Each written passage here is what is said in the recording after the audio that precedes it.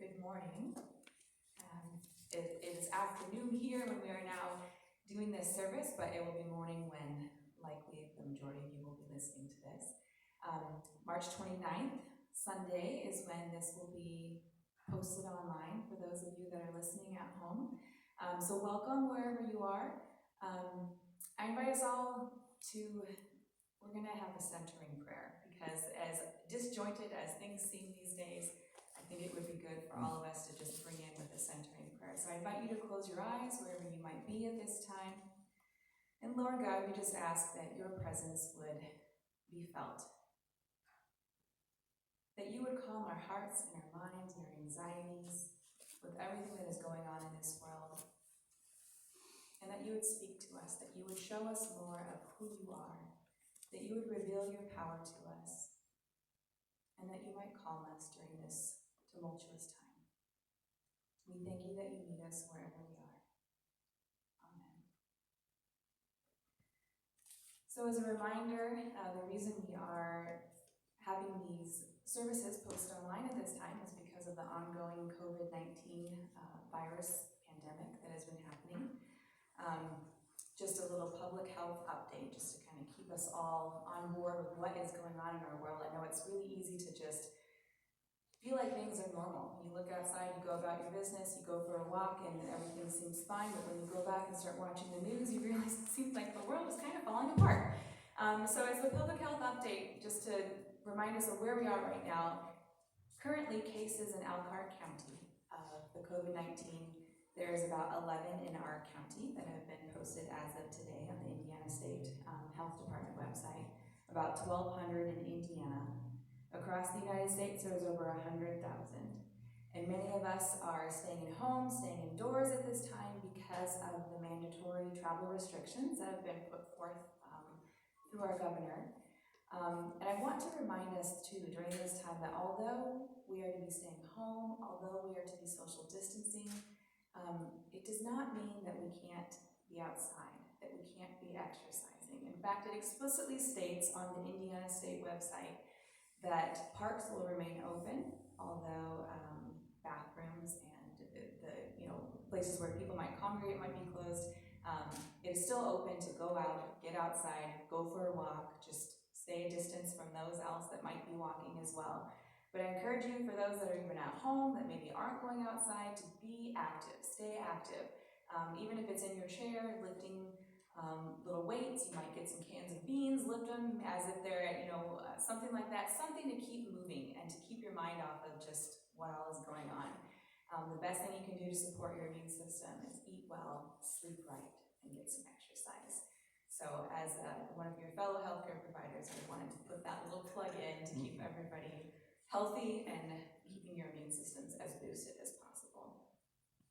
So with that in mind, I was just going to go straight into the peace candle because it just seemed applicable to apply it at that time. So what I wanted to highlight today for the peace candle is that there are a lot of anxieties going on in regards to this pandemic. There are a lot of shortages of personal protective equipment in hospitals. There are shortages of supplies, supplies that are needed in ICU units, and then also just basic supplies needed for testing people. So one thing that I wanted to highlight is this shortage has been happening at the clinic where I work as well, at Vista Community Health Center and Maple City Health Center. And we had a lot of our staff starting to worry about, well, how are we supposed to help our community if we ourselves are not being protected, and that those coming into the clinic are not being protected. So we had this conversation, and one of our physicians and his wife had been scouring the internet some and found some clever ideas that there are many people starting to make masks because a lot of the masks that we use are one-time use. We throw them away and then they're gone. So they started making a few, and the word got out and was spread, and a lot of our members here at Highway Avenue have been making so many masks, and they are beautiful and they are coming in. And so I'm just very thankful for the support that we have in our community to try and keep our community safe and healthy as much as possible. So thank you so much for all of that. So I want to think about that in ways that we can continue to spread peace in our community by simple acts of kindness like that, and using the skills and the knowledge and the creativity that you have to spread that. So I invite you at home, if you have a candle nearby, you may light it. If not, we do have a video of a candle here that hopefully you would be able to see.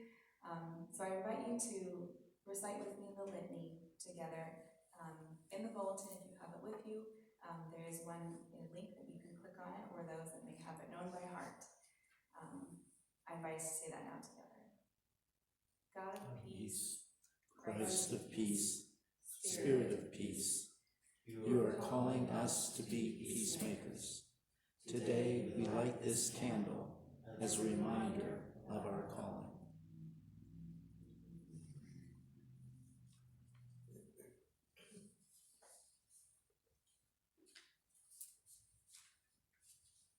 So as a reminder, as we're bringing us back into the actual worship service, we're continuing our Lenten series with the theme of Show Us.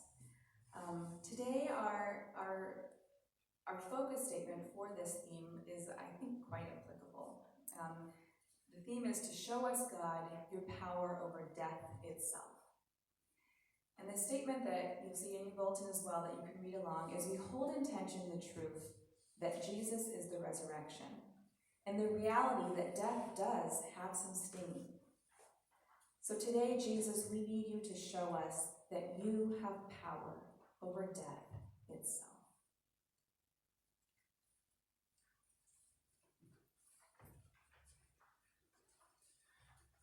Reading portions of John 11, verses 17 to 27, and then 32 to 44.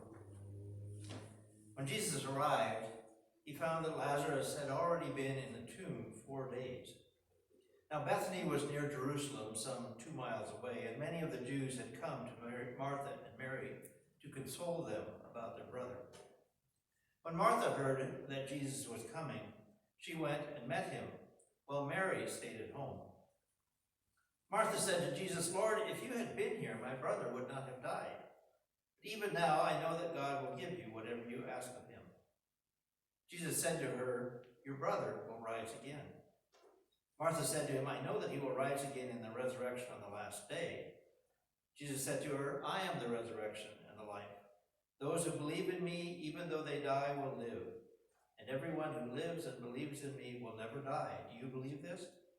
She said to him, "Yes, Lord, I believe that you are the Messiah, the Son of God, the one coming into the world." When Mary came where Jesus was and saw him, she knelt at his feet and said to him, "Lord, if you had been here, my brother would not have died." And Jesus Jesus saw her weeping, and the Jews who came with her also weeping, he was greatly disturbed in spirit and deeply moved. He said, "Where have you laid him?" They said to him, "Lord, come and see." Jesus began to weep. So the Jews said, "See how he loved him." But some of them said, "Could not he who opened the eyes of the blind man have kept this man from dying?" Then Jesus, again greatly disturbed, came to the tomb. It was a cave, and a stone was lying against it. Jesus said, "Take away the stone." Martha, the sister of the dead man, said to him, "Lord, already there is a stench, because he has been dead 4 days." Jesus said to her, "Did I not tell you that if you believed, you would see the glory of God?" So they took away the stone. And Jesus looked upward and said, "Lord, Father, I thank you for having heard me. I know that you always hear me, but I have said this for the sake of the crowd standing here, so that they may believe that you sent me." When he had said this, he cried with a loud voice, "Lazarus, come out!" The dead man came out, his hands and feet bound with strips of cloth, and his face wrapped in a cloth. And Jesus said to them, "Unbind him and let him go."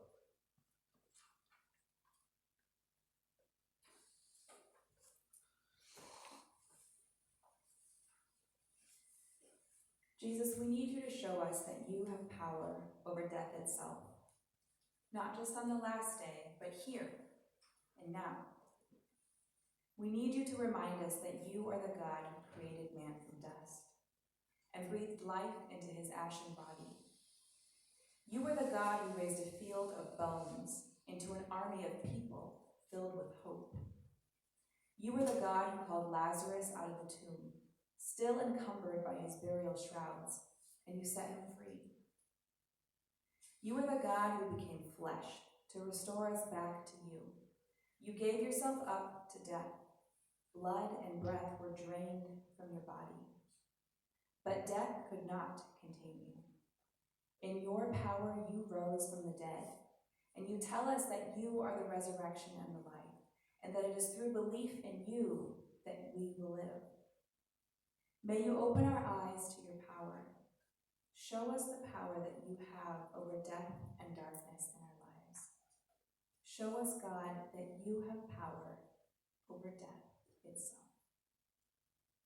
We'll be singing the hymn, "Praise the One Who Breaks the Darkness." If you have your books at home, you can turn and sing the story number 1. Verses 1 and 3 is what I want to highlight. And I'll just read the words real quickly before Joyce and Crystal play it. Praise the one who breaks the darkness with a liberating light. Praise the one who frees the prisoners, turning blindness into sight. Praise the one who preached the gospel, healing every dread disease, calming storms and feeding thousands with the very bread of peace. Praise the one true love incarnate, Christ who suffered in our place. Jesus died and rose for many, that we may know God by grace. Let us sing for joy and gladness, sing what our God has done. Praise the one redeeming glory. Praise the one who makes us one.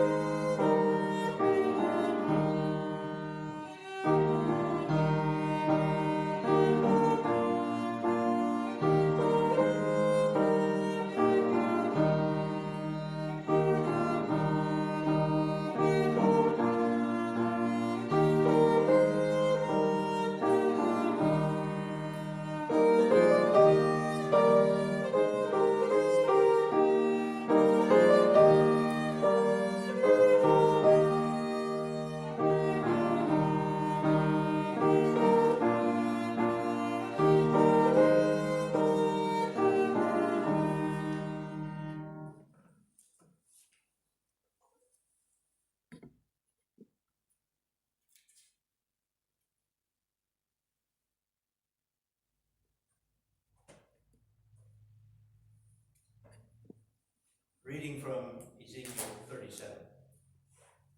The hand of the Lord was upon me, and he brought me out by the Spirit of the Lord and set me down in the midst of a valley. It was full of bones. He led me all around them. There were very many lying in the valley, and they were very dry. He said to me, Son of man, can these bones live? And I answered, Oh Lord God, you know. Then he said to me, Prophesy to these bones. Prophesy and say to them, O dry bones, hear the word of the Lord. Thus says the Lord God to these bones, I will cause breath to enter you, and you shall live. I will lay sinews on you and put flesh on you and cover you with skin and put my breath in you, and you shall live, and you shall know that I am the Lord. So I prophesied as I had been commanded, and as I prophesied, suddenly there was a noise, a rattling. The bones came together, bone to bone. I looked, and there were sinews on them. Flesh had come upon them, and skin covered them, but there was no breath in them. Then he said to me, Prophesy to the breath. Prophesy and say to the breath, Thus says the Lord God, Come from the four winds, O breath, and breathe upon these slain, that they may live. I prophesied as he commanded me, and the breath came into them, and they stood on their feet and lived, a vast multitude. Then he said to me, Mortal, son of man, these bones are the whole house of Israel. They say, Our bones are dried up. Our hope is lost. We are cut off completely. Therefore prophesy and say to them, Thus says the Lord God, I am going to bring you up from your graves and open your graves, O my people. I will bring you back to the land of Israel. You shall know that I am the Lord when I bring you, open your graves and bring you up from your graves, O my people. I will put my spirit within you, and I will place you on your own soil.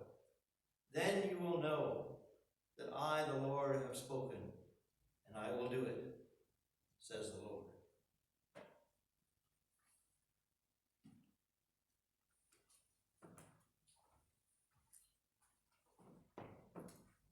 Para los que hablan español, leo del profeta Ezequiel, capítulo 37, versículos 1 a 14.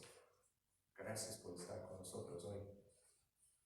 Dice así: El Señor puso su mano sobre mí, me sacó por medio de su espíritu y me dejó en medio de la llanura que estaba lleno de huesos. Me hizo pasar por entre ellos de aquí para allá. Y pude ver que eran muchísimos. Cubrían la superficie de la llanura y estaban completamente secos. Me dijo, Hijo de hombre, ¿volverán a vivir estos huesos? Yo respondí, Señor Dios, tú lo sabes. De nuevo me dirigió la palabra. Profetiza sobre estos huesos. Diles, huesos secos, escuchen la palabra del Señor. Esto dice el Señor Dios a estos huesos. Voy a infundir en ustedes un espíritu que los hará revivir. Les pondré nervios y haré que les crezca carne. Los cubriré de piel y los infundiré un espíritu que los hará revivir. Y reconocerán que yo soy el Señor. Yo profeticé conforme me fue ordenado. Mientras estaba profetizando, oí un ruido y sentí que todo temblaba. Entonces los huesos se ensablaron entre sí. Pude ver cómo les crecían nervios y carne, y cómo se cubrían de piel de abajo arriba, pero no tenían espíritu.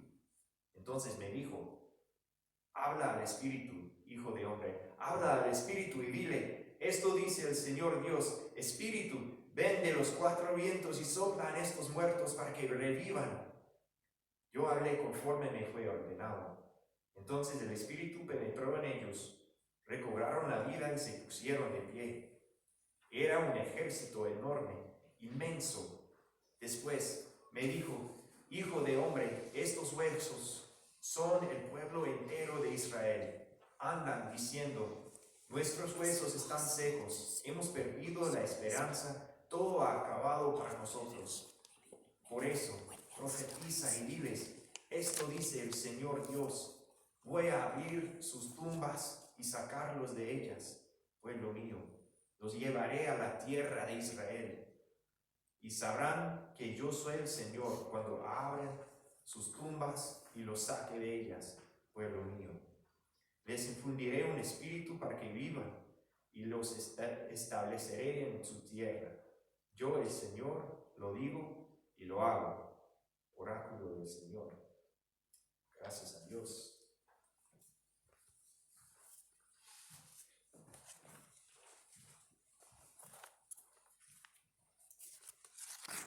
At this time, I invite us into a time of confession. We're going to use our imaginations to enter into this passage that we just heard, and to enter into prayer in regards to this passage that we just heard.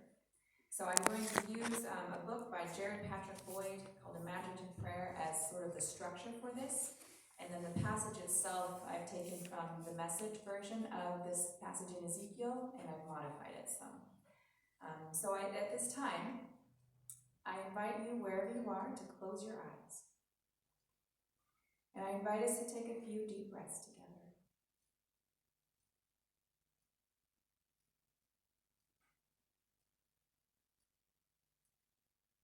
God, I pray that you will release our imaginations and help us to hear you speak to us during this time together. We open our hands to you and we open our ears to you. I invite you to sit with your palms open. And we invite you to come, Holy Spirit. Imagine that God takes a hold of you. His Spirit whisks you up and sets you down in the middle of an open plain strewn with bones, dry bones bleached by the sun. The air is hot and dry, and you immediately feel thirsty. He takes your hand and he leads you through the field. There are so many bones, too many to count. The bones are spread all over the plain. And God says to you, child, can these bones live? You think the answer seems obvious, but out of respect you reply, Master God, only you know that. And he says to you, prophesy over these bones. Say to them, dry bones, listen to the message of God. Tell them your God says, watch this. I'm bringing the breath of life to you, and you'll come to life. I'll attach sinews to you, put meat on your bones, cover you with skin, and breathe life into you. You'll come alive, and you'll realize that I am God. So as commanded, you speak these things to the vast and lonely field of lifeless bones. First, there's nothing. And then once you stop speaking, you begin to hear a rustling. The bones begin to move and come together, bone to bone. And you keep watching, not believing what you are seeing. Your own skin has goosebumps. And on the bones, sinews form, then muscles, and then finally skin stretched over them, but still lifeless, breathless. And God says to you, prophesy to the breath, prophesy, child, tell the breath, God the Master says, come from the four winds, come breath, breathe on these slain bodies, breathe life. You begin to feel a gentle breeze around you, like the one that starts stirring just before a storm. And as you prophesy the words that God has commanded you, you feel a mighty, rushing wind go past you, so strong it almost knocks you down. The wind enters the bodies, and they stir, and they come alive. These dry, lifeless bones are now a massive army standing on their feet. And then God says to you, child, do you see? These bones are the whole house of Israel. Do you hear what they are saying? They're saying, our bones are dried up. Our hope is gone. There's prophesy. Tell them God the Master says, I'll dig up your graves and I'll bring you out alive, O my people. Then I'll take you straight into the land of Israel. And when I dig up graves and bring you out as my people, then you will realize that I am God, and I'll bring my life back into you. I'll give you my spirit, and you will live. Then I'll lead you straight back to your land, and you'll realize that I am God. I've said it, and I'll do it. God then leads you, and you're back in your home. And you start to wonder, if God can bring life and spirit to a valley of dry bones, if God can bring a nation back to its home and restore hope to a people, what can He do for me and for my community? How is God calling me to speak His words of life to those who seem hopeless around me? God, we confess our disbelief and apathy. Through your power, may our words and actions speak life and hope into those around us. Fill us with your Spirit. Amen. I invite you to take a deep breath, and you may open your eyes.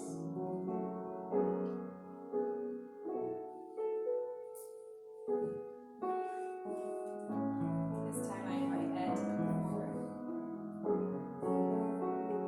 We await the words that God has given you for us.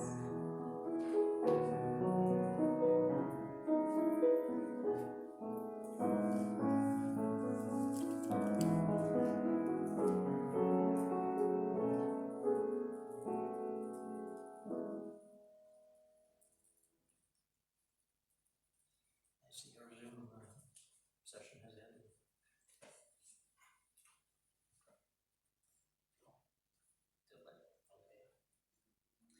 What do you do when you come to the end of the road? When despair seems to be the only emotion that you have left? When you're shown a valley full of dry bones and asked, can these bones live? I mean, Ezekiel knew what that felt like. I mean, how are you supposed to answer a question like that? And God wasn't just talking about dry bones. God was talking about the exiles in Babylon. God even said so. He said, these bones are the whole house of Israel. They say our bones are dried up. Our hope is lost. We're cut off completely. I mean, the children of Israel had been through a lot. Before being hauled off into exile, they had undergone 2 years of siege warfare, which led to widespread famine and disease. Then the Babylonians destroyed the city of Jerusalem and the temple and killed many of its people, hauled the rest off into a foreign land. Ezekiel himself had been forced into exile. His wife had died. He was told by God that he wasn't supposed to mourn. And he was forced again and again to deliver messages of doom and destruction to the people. Certainly, the bones felt dry, dusty. And now God wanted to know if these bones could live. I think it's amazing that Ezekiel didn't laugh in God's face. I can sort of imagine that line being, God only knows. And Mary and Martha must have felt somewhat the same way at the death of their brother Lazarus. Now, generally, when we read this passage, we don't put a lot of emotion into voices. But I suspect that when Martha said, Lord, if you had been here, my brother would not have died, there was at least a touch of anger and accusation in her voice. Probably even more so with Mary. I mean, when I was a pastor, I know how some people reacted when I didn't show up at the hospital. And I couldn't heal people. It was generally understood in those days that there was a possibility, however slight, of someone resuscitating after 3 days. Clearly in the Bible, 3 days has some significance. But this was 4 days later. All hope was gone. Decomposition was setting in. The grief was readily apparent. Even Jesus is noted as weeping. Clearly, the disciples were confused. Why would Jesus wait to go when he got the news? What's all this about sleeping? And earlier on, Jesus said he was glad that Lazarus had died. I mean, what kind of friend is this anyhow? Now, all too often, I think, when we read these passages, we like to jump right to the good endings and forget about the trauma and the grief that comes before. 3 years ago, when I first preached this sermon, yes, it's a review, we had just received word of Michael Sharp's disappearance. Some of you may remember that. When news of the kidnapping broke, my Facebook feed was full of hope and prayers for safe return. That hope turned to despair as no word was forthcoming. And then Michael's father posted word that he said he had hoped never to post. The 2 Caucasian bodies had been found, and although no